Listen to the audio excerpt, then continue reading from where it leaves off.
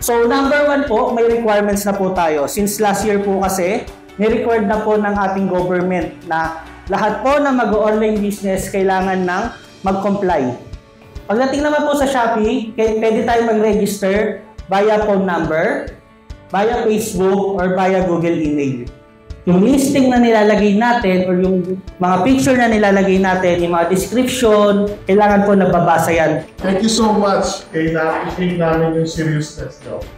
So we conduct this because we want to see kung sino talaga ang gustong magnegosyo.